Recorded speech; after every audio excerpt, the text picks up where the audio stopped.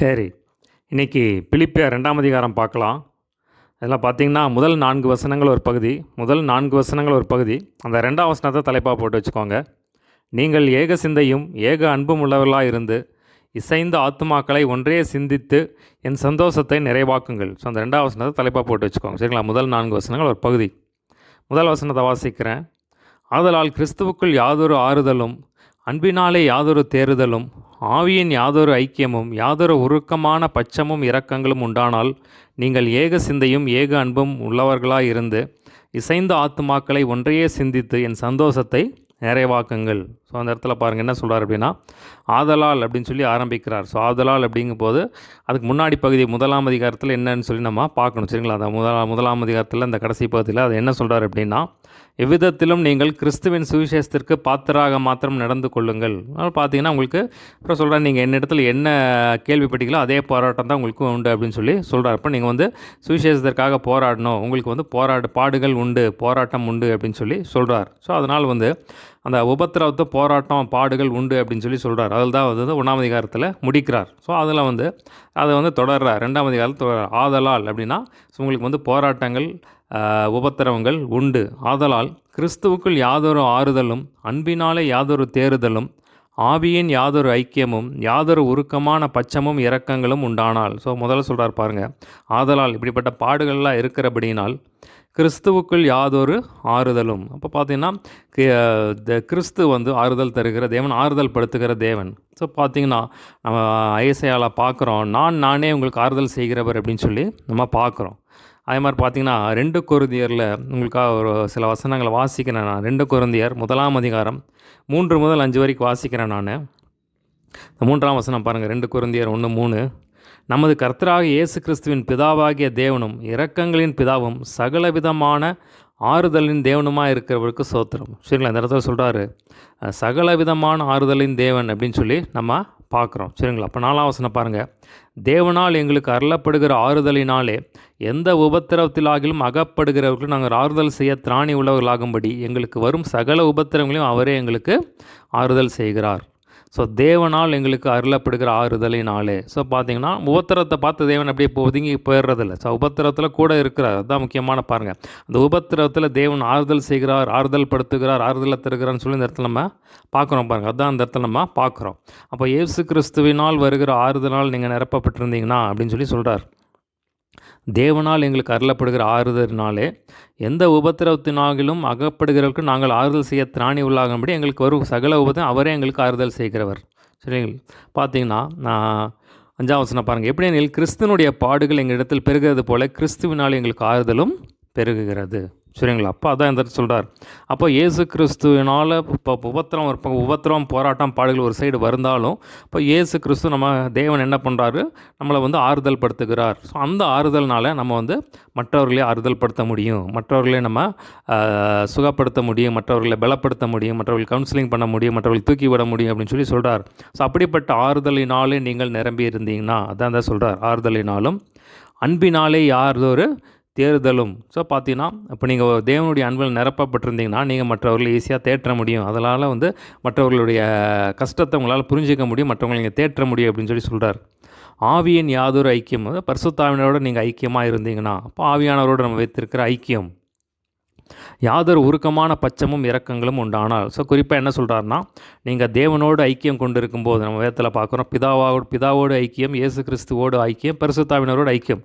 So அப்படி ஐக்கியமாக இருக்கும்போது என்ன ஆகும்னா, தேவன் தருகிற ஆறுதலினாலும் அவருடைய அன்பினாலும் அவருடைய இரக்கங்களாலும் உருக்கங்களினாலும் நீங்கள் நிரம்பி இருப்பீங்க. சரிங்களா? நீங்கள் தேவனோடு ஐக்கியமாக இருந்தீங்கன்னா தேவன் கொடுக்குற அந்த அன்பினாலும் அவருடைய ஆறுதலினாலும் அவருடைய இரக்கங்களாலும் உருக்கங்களாலும் நீங்கள் நிறைந்திருப்பீங்க அப்படின்னு சொல்லி சொல்கிறார். அப்படியெல்லாம் நீங்கள் நிரம்பி இருக்கும்போது நீங்கள் என்ன பண்ணணும் அப்படின்னா, அதான் 2ஆம் வசனத்தை சொல்கிறார். நீங்கள் ஏக சிந்தையும் ஏக அன்பும் உள்ளவர்களாயிருந்து இசைந்த ஆத்துமாக்களை ஒன்றையே சிந்தித்து என் சந்தோஷத்தை நிறைவாக்குங்கள். ஸோ அதான் பார்த்தீங்கன்னா நீங்கள் அந்த மாதிரி தேவனுடைய அன்பில் நிறைஞ்சிருந்தீங்கன்னா என்ன ஆகும்னா, நீங்கள் என்ன பண்ணணும் அப்படின்னா ஒரே சிந்தையாக இருங்க, ஒரே அன்புள்ளவர்களாக இருந்து இசைந்த ஆத்துமாக்களை ஒன்றே சிந்தித்து என் சந்தோஷத்தை நிறைவாக்குங்க அப்படின்னு சொல்லி குறிப்பாக என்ன சொல்கிறாருன்னா தாழ்மையாக நடந்து கொள்ளுங்க அப்படின்னு சொல்லி அதுதான் இந்த இடத்துல சொல்கிறார். அப்போ ஒரே சிந்தையாக இருங்க. ஸோ அப்படி என்ன சிந்திக்கணும், எப்படி சிந்திக்கணும் அப்படின்னு சொல்லி அந்த அடுத்த பகுதியில் சொல்கிறார். அப்போ இயேசு கிறிஸ்துவில் இருந்த சிந்தையை உங்களுக்கு இருக்க கடவுது அப்படின்னு சொல்லி அதை வந்து குறிப்பாக வந்து அந்த தாழ்மையை தான் சொல்கிறார். நீங்கள் வந்து தேவன் உங்களுக்கு என்ன கொடுத்துருக்காரோ அதை தாழ்மையாக நீங்கள் கீழ்ப்படிஞ்சு அதை தாழ்மையாக ஏற்றுக்கொண்டு அதில் அதையே சிந்தித்து அதில் செயல்படுங்கிற மாதிரி அதை தான் இந்த இடத்துல சொல்கிறார். 3ஆம் வசனம் பாருங்கள். ஒன்றையும் வாதினாலாவது வீண் பெருமையினாலாவது செய்யாமல் மனத்தாழ்மையிலே ஒருவரை ஒருவர் தங்களிலும் மேன்மையுள்ளவர்களாக எண்ணிக்கொள்ள கடவீர்கள். ஸோ இந்த இடத்துல அதான் சொல்கிறார். சரிங்களா? அப்போ பார்த்தீங்கன்னா குறிப்பாக இந்த இடத்துல என்ன சொல்கிறாருன்னா தாழ்மையாக இருங்க அப்படின்னு சொல்கிறார். ஒரு தாழ்மையாக அணிஞ்சு கொள்ளுங்க. ஸோ தாழ்மையாக இருந்தீங்கன்னா பெருமை வராது. இங்கே போய் வாக்குவாதம் பண்ண மாட்டீங்க. அப்போ ஒன்றினும் வாதினால் ஆகுது அப்படின்னா வாக்குவாதம் பண்ணி ஏதாவது நீங்கள் பலவந்தமாக எதையும் செய்ய மாட்டீங்க. அப்படி வாக்குவாதம் பண்ணி எதுவும் பலவந்தமாக செய்யாதீங்க அப்படிங்கிறது. வீண் பெருமையினால் ஆகுது. அப்போ தாழ்மை இருந்துச்சுன்னா பெருமை வராது பாருங்கள். அப்போ பார்த்தீங்கன்னா வீண் பெருமை வேண்டாம் அப்படின்னு சொல்லி சொல்கிறார். மனத்தாழ்மையிலே ஒருவர் தங்களில் மேன்மையுள்ளவர்களாக எண்ணிக்கொள்ளுங்கள். ஸோ நம்ம தாழ்மையாக இருந்தால் தான் மற்றவங்களை வந்து நீங்கள் வந்து உங்களை பெருசாக நினச்சிக்காதீங்க. நம்ம தாழ்மையாக இருந்தால் தான் மற்றவங்களை வந்து நீங்கள் மேன்மைப்படுத்த முடியும். அப்படின்னு உங்களை விட நீங்கள் மற்றவங்க பெரிய ஆள் அப்படின்னு சொல்லி நீங்கள் வந்து அவங்கள மேன்மைப்படுத்துங்க அப்படின்னு சொல்லி அப்படியா நீங்கள் எண்ணிக்கொள்ளுங்க அப்படின்னு சொல்லி சொல்கிறார். 4ஆம் வசனம் பாருங்கள். அவனவன் தனக்கானவைகள் அல்ல பிறருக்கானவைகளையும் நோக்குவானாக. சரிங்களா? அப்போ பார்த்தீங்கன்னா நம்ம மற்றவர்களுக்கு உதவி செய்யுங்க அப்படின்னு சொல்லி சொல்கிறார். அப்போ நீங்கள் வந்து நான் என் குடும்பம் என் ஊழியம் அப்படின்னு சொல்லி உங்களையே சுற்றி இல்லாதபடி மற்றவங்களுக்கும் உதவி செய்யுங்க. நீங்கள் மேலே வந்துட்டீங்க. அப்போ மற்றவங்களை எப்படி நீங்கள் உங்களால் முடிஞ்ச அளவுக்கு மற்றவங்களை எப்படி உதவி செய்ய முடியும், எப்படி மற்றவங்களை தூக்கி விட முடியும்னு சொல்லி அதையும் நீங்கள் பாருங்கள் அப்படின்னு சொல்லி அதுதான் இந்த இடத்துல சொல்கிறார். சரிங்களா? எனக்கு என்னுடைய ஊழியம் என் குடும்பம் என் பிள்ளை அப்படி இல்லாதபடி நீங்கள் மற்றவங்களையும் பார்த்து மற்றவர்களுக்கு இரக்கம் செய்யுங்க. மற்றவங்களுக்கு உங்களால் என்ன முடியுமோ அவங்களால் என்ன உதவி செய்ய முடியுமோ அதை வந்து செய்யுங்க அப்படின்னு சொல்லி அதுதான் இந்த இடத்துல சொல்கிறார். அடுத்த பாருங்கள். அது அப்படியே தொடர்ச்சி தான் வருது. அப்படியே அடுத்த 5ஆம் வசனத்துலேருந்து 11ஆம் வசனம் வரைக்கும் அடுத்த பகுதி. 5ஆம் வசனத்தை தலைப்பாக போட்டு வச்சுக்கோங்க. சரிங்களா? 5ஆம் வசனத்தை தலைப்பு கிறிஸ்து இயேசுவில் இருந்த சிந்தையே உங்களிலும் இருக்க கடவுது. கிறிஸ்து இயேசுவில் இருந்த சிந்தையே உங்களிலும் இருக்க கடவுது தலைப்பு. சரிங்களா? அப்போ கிறிஸ்துவில் இருந்தப்போ கீழே வந்து சொல்கிறாரு நீங்கள் வந்து ஒரே சிந்தையாக ஒரே அன்பாக இருங்க. அப்போ அந்த சிந்தை நீங்கள் எப்படிப்பட்ட சிந்தையாக இருக்கணும், அப்போ கிறிஸ்துவ மாதிரி சிந்திக்கணும் அப்படின்னு சொல்லி சொல்கிறார். அப்போ நம்ம வேதத்தில் பார்க்குறோம் ரோமரில் மாம்ச சிந்தை மரணம், ஆவியின் சிந்தையோ ஜீவனும் சமாதானமாக இருக்குது அப்படின்னு சொல்லி சொல்கிறார். சரிங்களா? அப்போ பார்த்தீங்கன்னா கிறிஸ்துவில் இருந்த சிந்தையை உங்களுக்கு மிரக்க கடவுது. அப்போ கிறிஸ்துவில் சிந்தை என்ன, கிறிஸ்துவுடைய சிந்தை என்ன, அது எந்த மாதிரியே நம்ம பின்பற்றணும் அப்படின்னு சொல்லி கீழே விளக்குறார் பாருங்கள். 6ஆம் வசனம் பாருங்கள். அவர் தேவனுடைய ரூபமாக இருந்தும் தேவனுக்கு சமமாக இருப்பதை கொள்ளையாடின பொருளாக எண்ணாமல் தம்மைத்தாமே வெறுமையாக்கி அடிமையின் ரூபம் எடுத்து மனுஷர் சாயலானார். அவர் மனுஷ ரூபமாய் காணப்பட்டு மரண பரியந்தம், அதாவது சிலுவையின் மரண பரியந்தம் கீழ்ப்படைந்தவராகி தம்மைத்தாமே தாழ்த்தினார். ஸோ இந்த 6ஆம் வசனத்துலேருந்து 8ஆம் வசனம் மட்டும்தான் அந்த கிறிஸ்துவின் சிந்தை. ஸோ கிறிஸ்துவின் சிந்தைனா என்ன, அவர் பார்த்தீங்கன்னா தேவனுடைய ரூபம் பிதாவுக்கு சமமானவர். சரிங்களா? இந்த இடத்துல பார்க்கணும் தேவனுடைய ரூபமாக இருந்தோம் தேவனுக்கு சமமாக இருப்பதை கொள்ளையாடின பொருளாக எண்ணாமல். ஸோ முதல்ல என்ன பண்ணுறாரு, தன்னுடைய பொசிஷனை விட்டு இறங்கி வரார் பாருங்கள். தம்மை தாமே வெறுமையாக்கி அடிமையின் ரூபம் எடுத்து மனுஷ சாயலானார். ஸோ தேவ மகிமையை பரலோகத்தில் இருக்கிற தேவ மகிமையை துறந்து அடிமையின் ரூபமாக மனுஷ சாயலானார்னு சொல்லி நம்ம பார்க்கணும். முதலாவது தம்மை வெறுமைப்படுத்தினார் அப்படின்னு சொல்லி அவன் தனக்கு இருந்த ஸ்டேட்டஸை விட்டு இறங்கி வரார் பாருங்கள். தம்மை வெறுமையாக்குறார். ஸோ முதலாவது வெறுமையாக்குகிற ஒரு அனுபவம். ஸோ அதுதான் நம்ம இந்த இடத்துல பார்க்குறோம். அதனால தான் மேலே எழுதுறாரு நீங்கள் தாழ்மையாக இருங்க. நீங்கள் தாழ்மையாக இருந்தால் தான் நீங்கள் மற்றவர்களை மேன்மையாக எண்ணுவீங்க அப்படின்னு சொல்லி சொல்கிறார். நான் தான் பெருசு அப்படின்னா அந்த ஒரு பெருமை வந்துடும். நீங்கள் வந்து மற்றவர்களுக்கு இணங்கி போக மாட்டீங்க அப்படின்னு சொல்லி சொல்கிறார். முதலாவது தம்மை தாழ்ந்த இப்போ இயேசு கிறிஸ்துவே தம்மை எப்படி தாழ்த்தி இருக்கான்னு சொல்லி நம்ம இந்த இடத்துல பார்க்குறோம் பாருங்கள். அவர் மனுஷ ரூபமாய் காணப்பட்டு மரண பரியந்தம், அதாவது சிலுவையின் மரண பரியந்தம் கீழ்ப்படிந்தவராகி தம்மை தாமே தாழ்த்தினார். ஸோ அதில் பார்த்தீங்கன்னா 3 காரியங்கள் நம்ம பார்க்குறோம். ஒன்று வந்து தன்னுடைய ஸ்டேட்டஸை விட்டு தம்மை நாமே வெறுமையாக்கினார் அப்படின்னு சொல்லி பார்க்குறோம். 2வது பார்த்தீங்கன்னா சிலுவைக்கு போகிற வரைக்கும் கீழ்ப்படிந்திருந்தார், பிதாவுக்கு கீழ்ப்படிந்திருந்தார்னு சொல்லி பார்க்குறோம். 3வது பார்த்தீங்கன்னா தம்மை தாமே தாழ்த்தினார் அப்படின்னு சொல்லி பார்க்குறோம். ஸோ இதுதான் கிறிஸ்துவின் சிந்தை. சரிங்களா?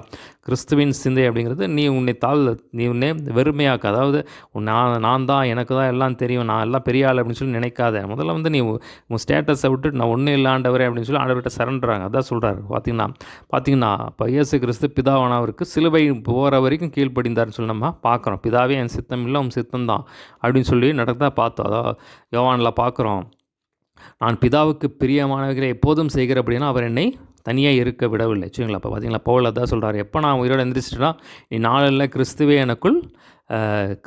எனக்குள் எல்லாமே இருக்கிறார். சரிங்களா? நான் இல்லை, கிறிஸ்துவே எனக்குள் பிழைத்திருக்கார். அவர் என்ன சொல்கிறார் அதான்.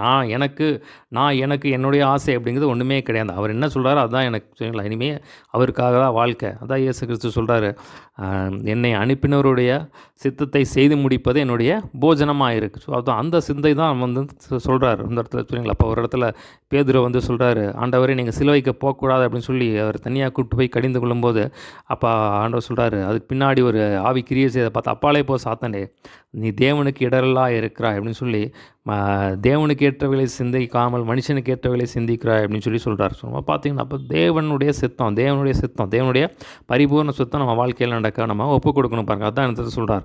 முதலாவது பார்த்தீங்கன்னா இயேசு கிறிஸ்து தம்மை வெறுமையாக்கினார். அடுத்தது பார்த்தீங்கன்னா கீழ்ப்படிந்தார். அது ரொம்ப முக்கியம் பாருங்கள். தேவன் நமக்கு என்ன வச்சுருக்காரோ அதுக்கு நம்ம முற்றும் கீழ்ப்படின்னு பாருங்கள். மூணாவது வந்து தாழ்மை. ஸோ இதுதான் வந்து கிறிஸ்துவின் சிந்தை. ஸோ தேவனுடைய வார்த்தைக்கு நம்ம கீழ்ப்படியணும், தேவனுடைய சித்தத்துக்கு நம்ம கீழ்ப்படியணும், தேவன் நமக்கு கொடுத்த அழைப்புக்கு நம்ம கீழ்ப்படிந்தவர்களாக இருக்கணும். அதை வந்து முடிவு பறிந்து நம்ம கொண்டு போகணும் பாருங்கள். முடிவு பறிந்தோம் அதை வந்து ஆண்டவர் நமக்கான என்ன ஒரு பாதையை வச்சுருக்காரோ அந்த பாதையை நேராக நம்ம ஓடணும். அதான் வேதத்தில் பார்க்குறோம், நமக்கு நியமித்திருக்கிற ஓட்டத்திலே பொறுமையோட ஓடக்கடவோம். சரிங்களா? அப்போ பார்த்தீங்கன்னா பவுலுடைய வாழ்க்கையில் ஃபுல்லாக பார்த்தீங்கன்னா ஆவியானவர் நடத்துனதை நம்ம பார்க்குறோம். சரிங்களா? அப்போ பார்த்தீங்கன்னா ஆவியானவர் நடத்துகிற எங்கே போகணும், எங்கே போகக்கூடாது, என்ன செய்யணும், என்ன செய்யக்கூடாதுன்னு சொல்லி அப்போ தேவனிடத்துலேருந்து ஜெபம் பண்ணி காத்திருந்தால் அடுத்த ஸ்டெப்புக்கு போகிறாங்க பாருங்கள். அதே பார்த்தீங்கன்னா நம்ம வந்து இப்போ இயேசு கிறிஸ்து அதே தான் சேர்ந்தார். ஒவ்வொரு நாளும் பிதாவினிடத்துலேருந்து தேவனுடைய வார்த்தைகளை பெற்றுக்கொண்டு ஜனங்களை கொடுத்தார் பாருங்கள். கடைசி வரைக்கும் அவன் தம்மை தாழ்த்தி இருந்தான்னு சொல்லி நம்ம பார்க்குறப்போ அந்த தாழ்மை நமக்கு தேவை பாருங்கள். அப்போ தேவனுடைய கிருபையை சார்ந்து கொள்ளணும் பாருங்கள். நம்முடைய தாளந்து நம்ம எதையும் சார்ந்து கொள்ளாதபடி நம்ம தேவனுடைய கிருபையை சார்ந்து வாழ்கிறவர்களாக இருக்கணும். சரிங்களா? அதுதான் நம்ம கீழ்ப்படிணும், தேவ வசனத்துக்கு கீழ்ப்படிந்து தாழ்மையாக நடக்கணும். அதுதான் கிறிஸ்துவின் சிந்தை அப்படின்னு சொல்லி சொல்கிறார் பாருங்கள். அதனால் அவருக்கு இயேசு கிறிஸ்து கிடைத்த உயர்வை இந்த இடத்துல வந்து சொல்கிறார் பாருங்கள். ஆதலால் தேவன் எல்லாவற்றிற்கும் மேலாக அவரை உயர்த்தி இயேசுவின் நாமத்தில் வானோர் பூதலத்தோர் பூமியின் கீழானோருடைய முழங்கால்கள் யாவும் முடங்கும்படிக்கு பிதாவாகிய தேவனுக்கு மகிமையாக இயேசு கிறிஸ்து கர்த்தர் என்ற நாவுகள் யாவும் அறிக்கை பண்ணும்படிக்கு எல்லா நாமத்திற்கும் மேலான நாமத்தை அவருக்கு தந்தரலினார். சரிங்களா? அப்போ பார்த்தீங்கன்னா இயேசு வந்து தம்மை வெறுமையாக்கி பிதாவுடைய சித்தத்துக்கு ஒப்பு கொடுத்து சிலுவைக்கு போய் அது வரைக்கும் தன்னை தாழ்த்தி ஒப்பு கொடுத்து அவருக்கு கீழ்ப்படிந்து நடந்ததுனால பிதாவானவர் என்ன பண்ணுறார், அவரை உயர்த்தி எல்லா நாமத்துக்கும் மேலான முழங்கால் யாவும் உலகத்தார் மேலாக கீழே இருக்கும் எல்லா முழங்கால்கள் யாவும் அவருக்கு முன்பாக முடங்கும்படியாக செய்து இயேசுவே கர்த்தர் என்று சொல்லும்படியாக அவரை உயர்த்தி எல்லா நாமத்துக்கும் மேலான நாமத்தையே தந்தறி அவரை உயர்த்தினார் அப்படின்னு சொல்லி நம்ம பார்க்குறோம் பாருங்கள். அடுத்த பாருங்கள், 12ஆம் வசனத்திலிருந்து 18ஆம் வசனம் வரைக்கும் அடுத்த பகுதி. 12ஆம் வசனத்திலிருந்து 18ஆம் வசனம் வரைக்கும் அடுத்த பகுதி. அந்த 12ஆம் வசனம் பின்பகுதியை தலைப்பாக போட்டுக்கலாம். 12ஆம் வசனம் பின்பகுதியை தலைப்பாக போட்டு வச்சுக்கோங்க. அதிக பயத்தோடும் நடுக்கத்தோடும் உங்கள் ரட்சிப்பு நிறைவேற பிரயாசப்படுங்கள். ஸோ அதான் தலைப்பு. சரிங்களா? 12ஆம் வசனம் பின்பகுதி, அதிக பயத்தோடும் நடுக்கத்தோடும் உங்கள் ரட்சிப்பு நிறைவேற பிரயாசப்படுங்கள் தான் தலைப்பு. 12ஆம் வசனம் வாசிக்கிறேன். ஆதலால் எனக்கு பிரியமானவர்களே, நீங்கள் எப்பொழுதும் கீழ்ப்படுகிறபடியே. ஸோ இந்த இடத்துல சொல்கிறார் பாருங்க. ஆதலால் அப்படிங்கிறது முன்னாடி பகுதியில் என்ன சொல்கிறார், இயேசு கிறிஸ்து ஆனவர் பிதாவானவருக்கு கீழ்ப்படிந்திருந்தார். அந்த மாதிரி நீங்களும் என்ன பண்ணுங்கள், நீங்கள் வந்து தேவனுக்கு கீழ்ப்படிஞ்சிருங்க, தேவ வார்த்தைக்கு கீழ்ப்படிஞ்சிருங்க அப்படின்னு சொல்லி சொல்கிறார். அதாவது நீங்கள் வேதத்தில் பார்க்குறோம், யாக்கோபில் நீங்கள் வசனத்தை கேட்கிறவர்களாய் மாத்திரமல்ல இப்படி செய்கிறவர்களாக இருங்க அப்படின்னு சொல்லி சொல்கிறார். நான் உங்களுக்கு சமீபமாக இருக்கும்போது மாத்திரம் இல்லை, தூரமாக இருக்கிற இப்போதும் அதிக பயத்தோடும் நடுக்கத்தோடும் உங்கள் ரட்சிப்பு நிறைவேற பிரயாசப்படுங்கள். சரிங்களா? அப்போ ரொம்ப முக்கியமான ஒரு வசனம் சொல்கிறார் பாருங்கள். ரட்சிப்பு நிறைவேற பிரயாசப்படுங்க அப்படின்னு சொல்கிறார். நம்ம ரட்சிக்கப்பட்டோமா அதோட முடிஞ்சிறது கிடையாது. சரிங்களா? வேதத்தில் பார்க்குறோம், மத்தேயுவில் முடிவு பரியந்தம் நிலைத்திருப்பவனே ரட்சிக்கப்படுவான் அப்படின்னு சொல்லி நம்ம பார்க்குறோம். சரிங்களா? இப்போ இந்த ரட்சிப்பு எபிரேயர் 2 நாளில் நம்ம வாசிக்கிறோம். இவ்வளவு பெரிதான ரட்சிப்பை தேவன் தாமே கொடுத்ததுனால இவ்வளோ பெரிதான ரட்சிப்பை பார்த்தீங்கன்னா நீங்கள் வந்து அசட்டையாக எண்ணாதீங்க. அது வந்து நீங்கள் வந்து ரட்சிப்பை குறித்து வந்து நீங்கள் வந்து ஜாக்கிரதையாக இருங்க, அதை காத்துக்கொள்ளுங்க அப்படின்னு சொல்லி எழுதுகிறார். சரிங்களா? பாருங்கள், 13ஆம் வசனம் பாருங்கள், முக்கியமான வசனம். ஏனெனில் தேவன் தம்முடைய தயவுள்ள சித்தத்தின்படி விருப்பத்தையும் செய்கையும் உங்களில் உண்டாக்குகிறவராய் இருக்கிறார். நான் வீணாக ஓடினதும் வீணாக பிரயாசப்பட்டதும் இல்லைங்க மகிழ்ச்சி கிறிஸ்துவின் நாளிலே உண்டாயிருப்பதற்கு ஜீவவசனத்தை பிடித்துக்கொண்டு உலகத்திலே சுடர்களைப் போல பிரகாசிக்கிற நீங்கள். ஸோ இந்த சொல்கிறார் பாருங்கள். தேவன் அப்போ நம்ம ரட்சிப்பை நிறைவேற்றுறதுக்கு எப்படி பிரயாசப்படணும் அப்படின்னு பார்த்தீங்கன்னா, இப்போ ரட்சிப்பை நம்ம எப்படி நிறைவேற்றணும் அப்படின்னா தேவன்கிட்ட காத்துட்டு இருந்து தேவன் நமக்கு என்ன அழைப்பு கொடுத்துருக்காரோ அதை வந்து நம்ம செய்ய ஆரம்பிக்கணும். அப்போ தான் நம்முடைய ரட்சிப்பு நிறைவேறும் பாருங்கள். சரிங்களா? அது ரொம்ப முக்கியம்னு பாருங்கள். இப்போ பவுல் எடுத்துட்டிங்கன்னா, அப்போ இயேசு கிறிஸ்து என்ன பண்ணார்? பிதாவானவர் தமக்கு என்ன வேலையை கொடுத்தாரோ அதை செஞ்சு முடிச்சுட்டு கடைசியாக வந்து முடிந்தது அப்படின்னு சொல்லி, நீர் எனக்கு என்னென்ன பணி செஞ்சீங்களோ கொடுத்தீங்களோ அதெல்லாம் செஞ்சு முடிச்சிட்டேன்னு சொல்லி முடிந்ததுன்னு சொல்லி தம்மை பிதாவனுக்கு ஒப்பு கொடுத்தார். அதே மாதிரி பவுல் சொல்கிறாரு, அவரோட ஊழியத்தெல்லாம் முடிச்சுட்டு சொல்கிறாரு, நல்ல போராட்டத்தை போராடினேன், ஓட்டத்தை முடித்தேன், விசுவாசத்தை காத்துக்கொண்டேன் அப்படின்னு சொல்லி சொல்கிறார். சரிங்களா? அது ரொம்ப முக்கியமான ஒரு காரியம் பாருங்கள். அப்போ தான் நம்மளுடைய ரட்சிப்பு நிறைவேறும் பாருங்கள். சரி, ஏதோ ரட்சிக்கப்பட்டவங்க எல்லாம் முடிஞ்சு போச்சு அப்படிங்கிறது கிடையாது. அப்போ பார்த்தீங்கன்னா ரட்சிக்கப்பட்ட ஒருத்தருக்குமே தேவன் ஒரு தேவனுடைய ராஜ்யத்தில் ஒரு நோக்கத்தை வச்சுருக்காரு. சரிங்களா? அப்போ பார்த்தீங்கன்னா சிலருக்கு பார்த்தீங்கன்னா முழு நேர அழைப்பு ஊழியாக இருக்கும், சிலர் பார்த்தீங்கன்னா பகுதி நேரம் ஊழியாக இருக்கும். ஆனால் தேவனுடைய ராஜ்யத்தில் எல்லாருக்குமே ஒரு பங்கு இருக்குது. நம்ம வேதத்தில் பார்க்குறோம், எல்லாருக்கும் ஒரு தாளந்து ஆண்டவர் கொடுத்துக்கா. ஒரு தாளந்தாவது இருக்கும். சரிங்களா? ஒரு தாளந்து, 2 தாளந்து, 5 தாளந்து. அந்த தாளந்தை வந்து தேவனுக்காக நம்ம பயன்படுத்தணும் பாருங்கள். இப்போ தேவனுடைய ராஜ்யத்துக்கு உபயோகமாக நமக்கு இப்போ பார்த்திங்கன்னா நம்ம உடம்புல உள்ள நம்ம சரீரத்தில் எத்தனையோ பாகங்கள் இருந்தாலும் உபயோகமற்ற பாகம்னு சொல்லி நம்ம எதுவுமே சொல்ல முடியாது. சரிங்களா?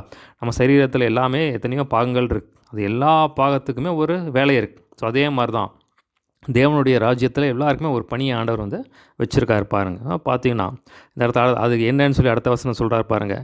ஏனெனில் தேவனே தம்முடைய தயவுள்ள சித்தத்தின்படி விருப்பத்தையும் செய்கையும் உங்களில் உண்டாக்குகிறவராக இருக்கிறார். ஸோ பார்த்தீங்கன்னா நீங்கள் என்ன செய்யணும் அப்படிங்கிறது உங்களுடைய காலிங் என்ன, உங்களுடைய விஷன் என்ன, தேவனுடைய சித்தம் என்ன அப்படின்னு சொல்லி உங்களுக்கு அந்த விருப்பத்தின் மூலமாக உங்களுக்கு தெரியப்படுத்துகிறார். ஸோ பார்த்தீங்கன்னா ஏற்கனவே நான் பலமுறை பார்த்துருக்கோம், தேவ வசனம் வந்து உங்கள் அழைப்பை வந்து உறுதிப்படுத்தும். சரிங்களா? தேவ வசனம் வந்து உங்கள் அழைப்பை உறுதிப்படுத்தும். இப்போ தேவன் உங்களை எதற்காக தெரிந்து கொண்டார், உங்களுக்குள்ளே இருக்கிற விசேஷித்த தாளந்து என்ன, தேவன் உங்களுக்குள்ளே என்ன வச்சு என்ன செய்ய சித்தமாக இருக்கிற அதை வந்து நீங்கள் தைரியமாக செய்யுங்க. சரிங்களா? அப்போ அதுதான் வந்து தேவன் எதிர்பார்க்குறார். தேவன் தம்முடைய தயவுள்ள சித்தத்தின்படி விருப்பத்தையும் செய்கையும் உங்களில் உண்டாக்குறார். அதை வந்து தேவன்கிட்ட கேட்கும்போது அவரே வந்து வெளிப்படுத்துவார், அதை வந்து உறுதிப்படுத்துவார். அதை வந்து நீங்கள் தொடர்ச்சியாக செய்ய ஆரம்பிங்க. சரிங்களா? அப்போ பார்த்தீங்கன்னா நான் சொல்கிறேன் 14 வசனம் பாருங்கள். நான் வீணாய் ஓடினதும் வீணாய் பிரயாசப்பட்டதும் இல்லை என்கிற மகிழ்ச்சி கிறிஸ்துவின் நாளிலே எனக்கு உண்டாயிருப்பதற்கு சொல்கிறார். நான் வந்து வீணாக ஓடலை. அப்போது பவுலுடைய அழைப்பு என்ன அப்படின்னு பார்த்தீங்கன்னா உடனே அவருக்கு தெரியல. உடனே அவர் ரசிக்கப்பட்டனே அவர் என்ன அழைப்புன்னு சொல்லி எல்லாம் ஒன்று தெரியல. அவர் கொஞ்ச நாள் போனதுக்கப்புறம் தான் வந்து அவர் ஆண்டவரோட நடக்க அவருடைய அழைப்பு என்ன அப்படின்னு சொல்லி சரி. அப்போ பவுலுடைய அழைப்பு என்னென்னா அப்போஸ்தலர், அதாவது அப்போஸ்தலர் அழைப்பு, புறஜாதிகளுக்கு அப்போஸ்தலர். ஸோ அதுதான் அவருடைய அழைப்பு. சரிங்களா? அதை வந்து அவர் தெரிஞ்சிட்டார். அதை தெரிஞ்சு அதை வந்து தேவனுக்காக வந்து பயன்படுத்துகிறத நம்ம அப்போஸ்தலர் புஸ்தகத்தில் ஃபுல்லாக பார்க்குறோம். நிறைய நிருபங்களை எழுதியிருக்கார். சரிங்களா? அப்போதான் சொல்ல, இப்போ கடைசியாக நம்ம கிறிஸ்துவினால் மரணம் அடைஞ்சு போகும்போது நான் வீணாய் ஓடினதும் வீணாய் பிரயாசப்பட்டதும் இல்லைங்கிற மகிழ்ச்சி அதனால எனக்கு உண்டாயிருக்கும் அப்படின்னு சொல்லி சொல்கிறார். அப்போ பார்த்தீங்கன்னா ஆண்டவர் சொல்வார், இப்போ பவுலை பார்த்தா என்ன சொல்லியிருப்பார், உத்தம ஊழியக்காரனே சந்தோஷத்துக்குலாம் நான் உனக்கு என்ன ஊழியத்தை கொடுத்தேன்னா அதை வெற்றிகரமாக நீ முடிச்சுட்டேன், நீ வந்து பிதாவின் ராஜ்யத்துக்குள்ளே பிரவேசி அப்படின்னு சொல்லி வாழ்த்துவார். ஆனால் இப்போ சிலரெல்லாம் பார்த்தீங்கன்னா நான் உனக்கு என்ன சொன்னேன், நீ என்னமோ செஞ்சுக்கிட்டு இருக்க அப்படின்னு சொல்லி சொன்னால் எப்படி இருக்கும் பாருங்கள். அதுதான் அந்த இடத்துல சொல்கிறார். சரிங்களா? அப்போ பார்த்தீங்கன்னா நம்ம ஏதோ ஒன்றும் செய்கிறதில்ல, தேவ சித்தத்தின்படியாக செய்கிறது. சரிங்களா? அதுதான் ரொம்ப முக்கியம் பாருங்கள். ஸோ பார்த்தீங்கன்னா மேலே போனேன்னு நான் ஒன்று செய்ய சொன்னது என்ன, நான் வந்து இதை உங்ககிட்ட எதிர்பார்க்கல, நீ வேறு என்னமோ பண்ணிகிட்ருக்கேன் அப்படின்னு சொல்லி ஆண்டவர் சொன்னால் எப்படி இருக்கும். ஸோ அதுதான் அந்த இடத்துல சொல்கிறார். நான் வீணாக ஓடினதும் வீணாக பிரயாசப்பட்டதும் இல்லை என்கிற மகிழ்ச்சி கிறிஸ்துவின் நாளில் எனக்கு உண்டாயிருப்பதற்கு ஜீவ வசனத்தை கொண்டு உலகத்திலே சுடர்களைப் போல பிரகாசிக்கிற நீங்கள். சரி, அப்படின்னா உங்களுக்கு என்ன அழைப்பு, உங்கள் என்ன அழைப்பு அப்படின்னு சொல்லி நீங்கள் சரியாக நடக்கணும் அப்படின்னா தேவ வசனம் உங்களை சரியாக வழி நடத்தணும் பாருங்கள். சரிங்களா? அப்போ மற்ற காரியங்கள் எல்லாத்தையும் விட வசனம் உங்களை நடத்தணும் பாருங்கள். அந்த வசனம் உங்களை நடத்துச்சுன்னா நீங்கள் வந்து சரியாக போவீங்க பாருங்கள். அதான் வேதத்தில் பார்க்குறோம், ஜீவ வசனத்தை பிடித்து கொண்டு உலகத்திலே சுடர்களைப் போல பிரகாசிக்க பேதுரு எழுதும்போது அதிக உறுதியான தீர்க்க தரிசன வசனமும் நமக்கு உண்டு. பொழுது விடிந்து விடிவெள்ளி உதிக்கும் நட்சத்திரம் உதிக்கும் வழக்கம் அந்த வசனத்தின் மேலே வந்து நீங்கள் வந்து ஆவலாக இருங்க, அதை நோக்கி பாருங்க அப்படின்னு சொல்லி சொல்கிறார். சரிங்களா? இப்போ வசனத்துக்கு முக்கியத்துவம் கொடுங்க. வசனம் உங்களை நடத்த நீங்கள் ஒப்பு கொடுத்தீங்கன்னா நீங்கள் வந்து இடற மாட்டீங்க. அதை நான் வேதத்தில் பார்க்குறோம். அழைப்பையும் தெரிந்து கொள்ளுதலையும் உறுதியாக்கும்படி ஜாக்கிரதையாக இருங்க. அப்படி இருந்ததுன்னா நீங்கள் வந்து இடற மாட்டீங்க, உங்கள் டைம் வேஸ்ட் ஆகாது, நீங்கள் வந்து சரியான பாதையில் போவீங்க. இப்போ பார்த்தீங்கன்னா பவுல் சொல்கிறாரு, நான் ஆகாயத்தை அடிக்கிறவனாக சிலம்பம் பண்ணேன், நான் டைமை வேஸ்ட் பண்ணல, நான் எனக்கு ஆண்டவர் என்ன வச்சுருக்காரோ அந்த ஓட்டத்தை நோக்கி தான் நேராக போகிறேன் அப்படின்னு சொல்லி சொல்கிறார். ஸோ அப்படியா நீங்கள் ஓடுங்க அப்படின்னு சொல்லி சொல்கிறார். 15ஆம் வசனம் பாருங்கள். பிரகாசிக்கிற நீங்கள் கோணலும் மாறுபான சந்ததியின் நடுவிலே குற்றமற்றவர்களும் கபடற்றவர்களும் தேவனுடைய மாசற்றவர்களுமாக இருந்து எல்லாவற்றிலும் முறுமுறுப்பில்லாமல் தர்க்கிப்பில்லாமலும் செய்யுங்க. ஸோ உலகம் வந்து ரொம்ப பொல்லாத உலகம், அதில் வந்து நீங்கள் வந்து பாவம் நிறைந்த உலகம், அதில் வந்து நீங்கள் வந்து குற்றமற்றவர்களா, கபடற்றவர்களா, மாசற்றவர்கள் பிள்ளைகளா, தேவனுடைய பிள்ளைகளாக இருங்க. இப்போ எதுவுமே முறுமுறுப்பு இல்லாமல் தர்க்கம் பண்ணாமல் செய்யுங்க அப்படின்னு சொல்லி சொல்கிறார். தேவனுடைய அன்பில் நிறைந்து நீங்கள் செய்யுங்க, முன்னேறி செல்லுங்க அப்படின்னு சொல்லி சொல்கிறார். 17ஆம் வசனம் பாருங்கள், முக்கியமான வசனம். மேலும் உங்கள் விசுவாசமாகிய பலியின் மேலும் ஊழியத்தின் மேலும் நான் வார்ப்பிக்கப்பட்டு போனாலும் நான் மகிழ்ந்து உங்கள் அனைவரோடும் கூட சந்தோஷப்படுவேன். இது நிமித்தம் நீங்களும் மகிழ்ந்து என்னோட கூட சந்தோஷப்படுங்கள். ஸோ அந்த இடத்துல என்ன சொல்கிறார் அப்படின்னா, நான் உங்கள் விசுவாசமாகிய பலியின் மேலும் ஊழியத்தின் மேலும் நான் வார்ப்பிக்கப்பட்டு போனாலும் அப்படின்னா, உங்கள் உங்கள் விசுவாசத்துக்காக எனக்கு கொடுக்கப்பட்ட ஊழியத்தை வந்து அதாவது நான் வந்து அவ்வளோவா டெடிக்கேட்டடாக பண்ணுறேன், நான் ரொம்ப சாக்ரிஃபைஸ் பண்ணுறேன் அப்படின்னு சொல்கிறார். அதாவது ஒரு பிள்ளை வளர்த்து எடுக்கிறது சும்மா கிடையாது. ஒரு தாய்க்கு தான் தெரியும் ஒரு பிள்ளையை வயிற்றுலேருந்து சுமந்து அதை பெற்றெடுத்து அதை வளர்க்குறது எவ்வளோ கஷ்டமான காரியம்னு சொல்லி அவங்களுக்கு தான் தெரியும். அதை பார்க்க அது வளர பார்த்திங்கன்னா அதுக்கு வந்து மகிழ்ச்சி. ஸோ அதே மாதிரி தான் இவருடைய சுவிசேஷத்தின் மூலமாக இவர் பெற்ற இந்த பிலிப்பு சபை மக்கள், சரிங்களா? அப்போ அவர்களை பார்க்குறாரு, அவங்களுக்கு வளர்த்து விடுறாரு. அதனால் வந்து இவங்களுக்கு நிறைய பாடுகள் வருது, பிரச்சனைகள் வருது, உபத்திரங்கள் வருது. அதெல்லாம் இருந்தாலும் பரவாயில்ல, உங்களுடைய வளர்ச்சியை பார்த்து எனக்கு அது சந்தோஷமாக இருக்குது அப்படின்னு சொல்கிறார். சரி, அவங்களுக்காக வந்து அவங்கள வேத வசனத்தை சொல்லிக் கொடுக்குறாரு, போதிக்கிறாரு, மன்றாடுறாரு, சத்தியத்தை சொல்லிக் கொடுக்குறாரு, அவங்களுக்காக ஊக்கமாக ஜெபம் பண்ணுறாரு. ஸோ அதெல்லாம் பார்க்கும்போது அவங்க வளர்கிறாங்க, சரிங்களா? அப்போ அதெல்லாம் பார்த்து நான் உங்களை வளர்த்து விடுறதுனால வந்து எனக்கு எத்தனையோ பாடுகள், பிரச்சனைகள், போராட்டங்கள் வந்தாலும் நீங்கள் வளர்கிறத பார்த்து எனக்கு வந்து அது சந்தோஷமாக இருக்குது. நீங்கள் வந்து விசுவாசத்துக்குள்ளே வளர்றீங்க, கர்த்தருக்குள்ளே வளர்றீங்க, அது வந்து எனக்கு மகிழ்ச்சியை தருது அப்படின்னு சொல்கிறார். உங்கள் அனைவரும் கூட சந்தோஷப்படுவேன்னு சொல்கிறார். இது நிமித்தம் நீங்களும் மகிழ்ந்து என்னோட கூட சந்தோஷப்படுங்க. ஸோ அதே மாதிரி வந்து நான் எப்படி மகிழ்ச்சியாக இருக்கணும், நீங்களும் வந்து மகிழ்ச்சியாக இருங்க, என்னோட கூட சேர்ந்து மகிழ்ச்சியாக இருங்க அப்படின்னு சந்தோஷப்படுங்கிறார். அடுத்த பகுதி பாருங்கள், 19 முதல் 24 அடுத்த பகுதி. அந்த 19ஆம் வசனத்தை தலைப்பாக போட்டு வச்சுக்கலாம். அன்றியும் நானும் உங்கள் செய்திகளை அறிந்து மனத்தேறுதல் அடையும்படிக்கு சீக்கிரமாய் தீமோத்தேயுவை உங்களிடத்தில் அனுப்பலாம் என்று கர்த்தராகிய இயேசு கிறிஸ்துவுக்குள் நம்பியிருக்கிறேன். அந்த 19ஆம் வசனத்தை தலைப்பாக போட்டு வச்சுக்கோங்க. 19ஆம் வசனம் தான் தலைப்பு. ஸோ அந்த இடத்துல என்ன சொல்கிறார் அப்படின்னா, அன்றியும் நானும் உங்கள் செய்திகளை அறிந்து மனத்தேறுதல் அடையும்படிக்கு சீக்கிரமாய் தீமோத்தேயுவை உங்களிடத்தில் அனுப்பலாம் என்று கர்த்தராகிய இயேசு கிறிஸ்துவுக்குள் நம்பியிருக்கிறேன். ஸோ பார்த்தீங்கன்னா இந்த இடத்துல இந்த பகுதியில் என்ன சொல்கிறார் அப்படின்னா, நான் வந்து உங்களை விசாரிக்கிறதற்கு நீங்கள் எப்படிப்பட்ட நீங்கள் கிறிஸ்துவுக்குள்ளே எந்த அளவுக்கு இருக்கீங்க அப்படின்னு உங்களை விசாரிக்கிறதுக்கு தீமோத்தேயுவை அனுப்புகிறேன் அப்படின்னு சொல்கிறார். அதுதான் இந்த பகுதி, சரிங்களா? சொல்கிறார் பாருங்கள். நானும் அப்போது நீங்கள்லாம் நல்லா இருக்கீங்கன்னு சொல்லி இவர் கேள்விப்பட்டானே இவர் ஆறுதல் அடைவார், சரிங்களா? என்னுடைய பிள்ளைகள்லாம் நல்லா கிறிஸ்துவுக்குள்ளே இருக்காங்க, யாரும் பின்வாங்கி போகல, எல்லாம் வந்து மாம்சத்தின் கீழ் விட்டு ஆவின் கையால் நிரம்பி இருக்காங்க, நல்லா விசுவாசத்தில் இருக்காங்க, தைரியமாக இருக்காங்க. ஸோ அப்படின்னு சொல்லி நான் கேள்விப்பட்டேன்னா, நான் பார்த்தீங்கன்னா என் பிள்ளைகள் நல்லா இருக்காங்க, கிறிஸ்துவுக்குள்ளே இருக்காங்கன்னு சொன்னால் எனக்கு வந்து அதுதான் எனக்கு ஆறுதல், அதுதான் எனக்கு மன மகிழ்ச்சி அப்படின்னு சொல்லி அதுக்காக வந்து அதை விசாரிக்காத அதுக்காக அது தெரிஞ்சுக்கிறதுக்கு தீமோத்தேயுவை அனுப்புகிறேன் அப்படின்னு சொல்கிறார். தீமோத்தேயுவை அனுப்புகிறேன்னு சொல்லி கிறிஸ்துவுக்குள் நம்பியிருக்கேன்னு சொல்கிறார். அதேனென்றால் உங்கள் காரியங்களை உண்மையாக விசாரிக்கிறதற்கு என்னைப் போல மனதுள்ளவன் அவனை அன்றி வேறு ஒருவனும் என்னிடத்தில் இல்லை. ஸோ சொல்கிறார் பாருங்கள், மற்றவர்கள் எல்லாரும் கிறிஸ்து இயேசுக்குரியவைகளை தேடாமல் தங்களுக்குரியவைகளே தேடுகிறார்கள். ஸோ மற்றவர்கள்லாம் என்ன பார்த்தீங்கன்னா இவர் நிறைய பேரை பார்த்துருக்கார், சரிங்களா? இவர் நிறைய பேரோட ஊழியம் பண்ணியிருக்கார், நிறைய பேரோட ஜெபம் பண்ணியிருக்கார், நிறையா பேரோட ஊழியர்களுக்கெல்லாம் போயிருக்கார். அதனால் யார் எப்படின்னு சொல்லி எல்லாருக்கும் இவருக்கு நல்லா தெரியும், யார் எதற்காக இயேசுவை பின்பற்றுறாங்கன்னு சொல்லி இவருக்கு தெரியும். இப்போ சொல்கிறார் பாருங்கள், உங்கள் காரியங்களெல்லாம் உண்மையாக விசாரிக்கிறதுக்கு என்னை போல அவனை என்று வேறு ஒருவனும் என்னிடத்தில் இல்லை. ஸோ பார்த்தீங்கன்னா ஒரு தகப்பன் எப்படி பிள்ளையை விசாரிப்பான் அந்த மாதிரியான மனதுள்ளவன் நான் எப்படி உங்களை விசாரிப்பேன் அதே மாதிரி அவன் விசாரிப்பான். அதனால் வந்து தீமோத்தேயுவை உங்களிடத்தில் அனுப்புகிறேன் அப்படின்னு சொல்கிறார் பாருங்கள்.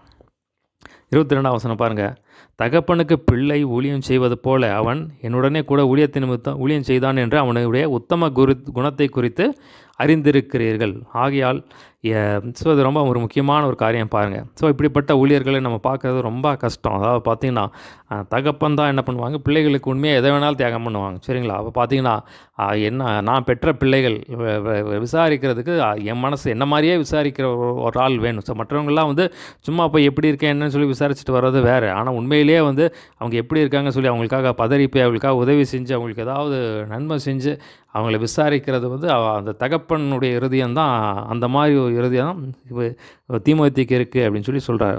1 கொரிந்தியரில் 4:15 நம்ம வாசிக்கிறோம், உங்களுக்கு வந்து அநேக உபாத்தியர்கள் இருந்தாலும் தகப்பன்மார் அநேகர் இல்லையே அப்படின்னு சொல்கிறார். சரிங்களா? அது ரொம்ப முக்கியம் பாருங்கள். ஸோ நமக்கு வந்து தகப்பன்மார்கள் தேவை, சரிங்களா? அப்போ அது ஒரு தகப்பன் தான் வந்து பிள்ளைக்கு நீ வந்து நீ இந்த தவறு செய்கிற, நீ இப்படி செய்யக்கூடாது, இப்படி செய்யணும்னு சொல்லி தகப்பன்மார் தான் கண்டிப்பாங்க.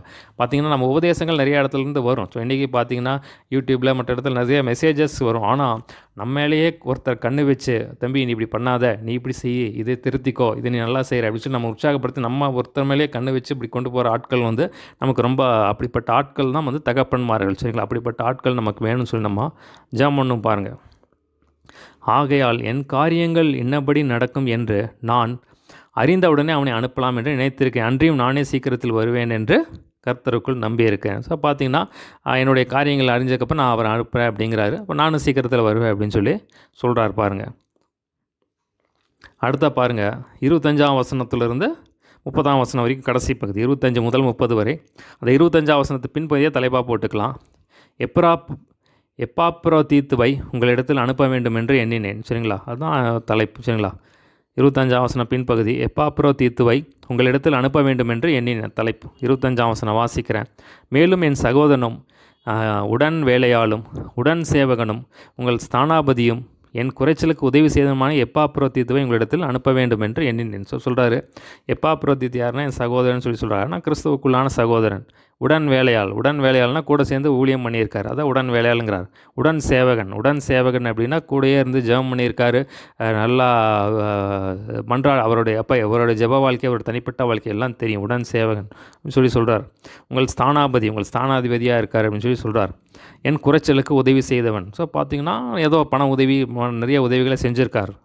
எப்பாப்ரோதீத்துவை உங்களிடத்தில் அனுப்ப வேண்டும் என்று எண்ணினேன். அவன் உங்கள் எல்லார் மேலும் வாஞ்சை உள்ளவனும் தான் வியாதிப்பட்டதை நீங்கள் கேள்விப்பட்டதால் மிகவும் வியாகுலப்படுவனுமாய் இருந்தான். அவன் வியாதிப்பட்டு மரணத்துக்கு சமீபமாக இருந்தது. ஆகிலும் தேவன் அவனுக்கு இறங்கினார். அவனுக்கு இறங்கினதெல்லாம் துக்கத்தின் மேல் துக்கம் உண்டாகாதபடி எனக்கும் இறங்கினார். ஸோ பார்த்தீங்கன்னா அவர் ரொம்ப உங்கள் மேலே, அந்த எப்பாப்ரோதீத்து உங்கள் மேலே ரொம்ப அன்பாக இருக்கிறார். தான் வியாதிப்பட்டதை கேள்விப்பட்டதுனால நீங்கள் வந்து வியாகுலப்படுகிறாவும் ரொம்ப வியாகுலப்பட்டார் அப்படின்னு சொல்லி சொல்கிறார். ஸோ பார்த்தீங்கன்னா எப்பாப்ரோதீத்து வியாதிப்பட்டனா தேவன் அவரை வந்து சுகப்படுத்திட்டார். இவர் வியாதிப்பட்டார்னு வந்து இந்த பிலிப்பு சபை மக்கள் வந்து கேள்விப்பட்டேன்னா அவங்க ரொம்ப துக்கம் அடைஞ்சிட்டாங்க. அதை கேள்விப்பட்டு இவர் எப்பாப்ரோதீத்து ரொம்ப வியாகுலப்படுறார். ஐயோ, நான் வியாதிப்பட்டதான் நினச்சி வந்து வியாதிப்பட்டதுக்காக இந்த ஜனங்கள் எல்லாம் வந்து ரொம்ப துக்கப்படுறாங்களே அப்படின்னு சொல்லி அதை நினச்சி இவர் ரொம்ப வியாகுலமாக இருக்கார். ஆனால் பார்த்தீங்கன்னா அந்த இடத்துல பார்க்குறோம், தேவன் வந்து அவருக்கு இறங்கினார், எனக்கும் இறங்கினார் அப்படின்னு சொல்லி சொல்கிறார். அப்போ பார்த்தீங்கன்னா தேவன் வந்து அவரை சுகப்படுத்தினார், மரணப்படுக்கையிலேருந்து சுகப்படுத்திட்டார் அப்படின்னு சொல்லி நம்ம பார்க்குறோம். அவனுக்கு இறங்கினமும் இல்லாமல் துக்கத்தின் மேல் துக்கம் உண்டாதபடி எனக்கும் இறங்கினார். அப்போ எனக்கும் வந்து துக்கம் வராதபடிக்கு துக்கத்திலிருந்து வந்து ஆண்டவர் எனக்கு இறக்கம் பாராட்டினார், ஆறுதல் செய்தார்னு சொல்லி சொல்கிறார். ஆகையால் நீங்கள் அவனை மறுபடியும் கண்டு சந்தோஷப்படவும் என் துக்கம் குறைவும் அவனை அதிசீக்கிரமாய் அனுப்பினேன். ஆனபடினாலே நீங்கள் கர்த்தருக்குள் மிகுந்த சந்தோஷத்துடன் அவனை ஏற்றுக்கொண்டு இப்படிப்பட்டவர்களை கனமாக எண்ணுங்கள். அதனால் வந்து அவர் வந்து நான் அனுப்புகிறேன் அப்படின்னு சொல்லி சொல்கிறார். நான் வந்து அனுப்பியிருக்கேன், அதனால் வந்து நீங்கள் வந்து அவரை அப்படிப்பட்டவங்களை வந்து கனமாக எண்ணுங்க அப்படின்னு சொல்லி சொல்கிறார். 30ஆம் வசனம் பாருங்கள், அதுதான் ரொம்ப முக்கியமான வசனம். ஏனெனில் ஏன் அவரை நீங்கள் கனமாக எண்ணணும் அப்படின்னா, அப்படிப்பட்டவங்களை வந்து நீங்கள் ஏன் ஏற்றுக்கொள்ளணும், சந்தோஷமாக எண்ணணும் அப்படின்னா, நீங்கள் எனக்கு செய்ய வேண்டிய ஊழியத்திலே உங்கள் குறைவை நிறைவாக்கும்படி அவன் தன் பிராணனையும் எண்ணாமல் கிறிஸ்துவின் ஊழியத்தின் நிமித்தம் மரணத்துக்கு சமீபமாக இருந்தான். ஸோ பார்த்தீங்கன்னா சொல்கிறாரு, ஏன் பார்த்தீங்கன்னா நீங்கள் எனக்கு செய்ய வேண்டிய ஊழியத்திலே உங்கள் குறைவை நிறைவாக்கும் அவன் தன் பிராணையெல்லாம் கிறிஸ்துவின் ஊழியத்தின் நிமித்தம் மரணத்துக்கு சமீபமாக இருந்தான். ஸோ பார்த்தீங்கன்னா உங்களுக்காக பயங்கரமாக ஜெபிக்கிறவர் அப்படின்னு சொல்லி சொல்கிறார் பாருங்கள். உங்கள் குறைவை நிறைவாக்கும்படிக்கு அப்படின்னு சொல்லி ரொம்ப முக்கியமான வசனம் பாருங்கள். ஸோ நிறைய பேர் வர்றாங்க. ஸோ எத்தனையோ இப்படிப்பட்ட ஊழியக்காரர்களை பார்க்குறது ரொம்ப கஷ்டம், அபூர்வம் பாருங்களேன். ஸோ அதான் சொல்கிறார், யாரும் சிலர் வருவாங்க, ஜெபம் போவாங்க. ஆனால் மற்றவர்களுடைய ஜெபத்தை கேட்டுட்டு தன்னுடைய குறை மாதிரி நினச்சி அப்படியே மற்றவர்களுக்காக மன்றாடுறவங்கள நம்ம பார்க்கறது ரொம்ப அரிது. ஸோ அந்த மாதிரி தான் இவர் பண்ணுறாரு அப்படின்னு சொல்லி சொல்கிறார். இப்போ கொலோசியர் 4:12 வாசிக்கிறோம், எப்பாப்ரோவும் உங்களுக்காக வேண்டுதல் செய்கிறான், உங்களை சேர்ந்தவனும். பார்த்தீங்கன்னா அவர் என்ன பண்ணுறார் அப்படின்னா, நீங்கள் தேவனுக்கு சித்தமான எல்லாவற்றில் தேறினவர்களாகவும் பூர்ண நிச்சயமுள்ளவர்களாக நிலைநிற்கும்படி தன் ஜெபங்களில் உங்களுக்காக போராடுகிறான் அப்படின்னு சொல்லிடுவோம் இந்த இடத்துல பார்க்குறோம். ஸோ வேத பண்டிதர்கள் சிலர் என்ன கருதுகிறாங்கன்னா, இந்த எப்பாப்ரோதீத்து இந்த எப்பாப்ரோ 2 பேர் ஒரே ஆள் தான் சொல்லி கருதுகிறாங்க. பட் ஆனால் இந்தளவுக்கு உண்மைன்னு சொல்லி நமக்கு தெரியாது. சரிங்களா? பார்த்தீங்கன்னா இவர்களுடைய குறைவை, இந்த பிலிப்பியருடைய குறைவை நிறைவாக்கும்படியாக உயிரை கொடுத்து ஜெபம் பண்ணியிருக்கார் பாருங்கள். இப்போ பார்த்தீங்கன்னா அவர் பண்ண அந்த காரியத்தை, இந்த ஊழியத்தை நிமித்தம் மரணமே ஊழியத்தை நிமித்தம் வருகிற ஒரு மரண வியாதி அந்த மாதிரி வந்து பயங்கரமாக ஜெபம் பண்ணியிருக்கிறத நம்ம அந்த இடத்துல பார்க்குறோம் பாருங்கள். ஒருவேளை பல நாட்கள் உபவாசம் பண்ணியிருக்கலாம், கண்ணீர் விட்டு ஜெபம் பண்ணியிருக்கலாம், போராடி ஜெபம் பண்ணியிருக்கலாம், மன்றாடி ஜெபம் பண்ணியிருக்கலாம். பார்த்தீங்கன்னா அவர் பாரம் பாருங்கள், இந்த ஜனங்கள் எப்படியாவது ஆசீர்வதிக்கப்படணும்னு சொல்லி குறைவை நிறைவாக்கும்படியாக வந்து உங்களுக்காக வந்து மன்றானா அதுக்கு நான் சாட்சியாக இருக்கேன்னு சொல்லி எழுதுறாரு பாருங்க. சரிங்களா? இப்போ இதே மாதிரி தான் பவுல் இடத்துல எழுதாரு, நான் போராடுவது போல் நீங்களும் போராடுங்க அப்படின்னு சொல்லி ரோமர் 15ஆம் அதிகாரத்தில் எழுதுறாரு. சரிங்களா? பார்த்தீங்கன்னா கூடயே வந்து பார்க்குறாரு பாருங்கள். பார்த்தீங்கன்னா இப்படிப்பட்ட ஊழியர்கள் நம்ம பார்க்குறது வந்து ரொம்ப அரிது பாருங்கள். சரிங்களா? ஸோ பார்த்திங்கன்னா ஊழியத்து நிமித்தம் வருகிற ஒரு வியாதி தேவன் வந்து அவருக்கு இறங்கினார் அப்படின்னு சொல்லி நம்ம பார்க்குறோம். சரிங்களா? பார்த்திங்கன்னா அதனால் நான் வந்து அவரை வந்து உங்களுக்கு இடத்துல அனுப்புகிறேன் அப்படின்னு சொல்லி இந்த இடத்துல எழுதுகிறார். சரிங்களா? இப்போ நம்ம என்ன பார்த்தோம் அப்படின்னா, நீங்கள் வந்து ஏக சிந்தையும் ஏக அன்பு உள்ளவர்களாக இருங்கன்னு சொல்லி அந்த காரியத்தை நம்ம பார்த்தோம். பார்த்தீங்கன்னா நீங்கள் உங்களுக்குரியகளே மட்டும் இல்லை, மற்றவர்களுக்கும் நீங்கள் உதவி செய்யுங்க, மக்களையும் தூக்கி விடுங்க அப்படின்னு சொல்லி பிறர்க்கானவே நோக்குங்க அப்படின்னு சொல்லி சொல்கிறாரு. கிறிஸ்துவில் இருந்தே சிந்தையே உங்களுக்கு இருக்கட்டும் சொல்லி அந்த காரியத்தை சொல்கிறார். இப்போ கிறிஸ்துவின் சிந்தை என்ன அப்படின்னா, தம்மை தாமே வெறுமையாக்கினார், கீழ்ப்படிஞ்சிருந்தார், தாழ்த்தினார். ஸோ அப்படியா நீங்களே இருங்க அப்படின்னு சொல்லி சொல்கிறாரு. அப்போ பார்த்தீங்கன்னா அதிக பயத்தோடும் நடுக்கத்தோடும் ரட்சிப்பு நிறைவேற பிரயாசப்படுங்கன்னு சொல்லி அந்த காரியத்தை நம்ம பார்த்தோம். அப்போ பார்த்தீங்கன்னா தேவனே அந்த சித்தத்தை உங்களுக்குள்ளே அவருடைய சித்தத்தின்படியாக உங்கள் விருப்பத்தை உங்களுக்குள்ளே கொடுத்து செயல்பட வைக்கிறான்னு சொல்லி அந்த காரியத்தை பார்த்தோம். பார்த்தீங்கன்னா உங்களை விசாரிக்கிறதுக்காக நான் வந்து தீமோத்தேயுவை அனுப்புகிறேன் அப்படின்னு சொல்லி சொல்கிறார். அதே மாதிரி பார்த்தீங்கன்னா எப்பாப்ரோதீத்து சுகமடைஞ்சதுனால வந்து அவரை பற்றி நீங்கள் வந்து கவலைப்படாதீங்க. தேவன் வந்து அவருக்கு இறங்கினார், மரண வியாதியிலேருந்து அவரை குணமாக்கினார். அவர் பார்த்து நீங்கள் ஆறுதல் அடையும்படியாக வந்து அவர் வந்து உங்களிடத்தில் அனுப்புகிறேன் அப்படின்னு சொல்லி அந்த காரியத்தை சொல்கிறார். சரிங்களா? சரி, சின்ன ஜெபம் பண்ணி முடிச்சிடலாம். ஏசப்பா, நீர் எங்களோட பேசின வார்த்தைக்காக நன்றி. ஏசப்பா, நாங்களும் ஏக சிந்தி ஏக அன்பு உள்ளவர்களாக இருக்க கிருபை செய்யுங்க. உங்களோட ஐக்கியமாக இருக்க கர்த்தர் கிருபை செய்யுங்க. நாங்கள் எங்களுக்கானவர்களை மாத்திரமல்ல பிறர்க்கான நோக்க கர்த்தர் கிருபை செய்யுங்க. கிறிஸ்துவில் இருந்த சிந்தி எங்களில் இருக்கட்டும் ஆண்டவரே. அதிக பயத்தோடும் நடுக்கத்தோடும் ரட்சிப்பு நிறைவேற பிரயாசப்பட கருத்து அனுகிரகம் பாராட்ட வேண்டும்படியாய் ஜெபிக்கிறேன் ஆண்டவரே. தரமட்டமாய் தாழ்த்தியும் கருத்து நீர் எங்களை குறித்து என்ன ஊழியம் வச்சிருக்கிறீரோ ஏசப்பா, அதை நாங்கள் வெற்றிகரமாக செய்து முடிக்க நல்ல பாராட்டத்தை போராடி முடிக்க கர்த்தர் கிருபை பாராட்டுங்க, அனுகிரகம் பாராட்டுங்க. நாம் மாத்திரம் மையப்பட்டும் சொல்லப்பட்ட வசனங்கள் 100 வளர்ந்து பெருகி அநேகர் பிரயோஜனமாக இருக்க கர்த்தர் கிருபை செய்யும். இயேசுவின் நாமத்தில் எல்லாவற்றும் கேட்குறோம் ஜீவன் நல்ல பிதாவே. ஆமேன்.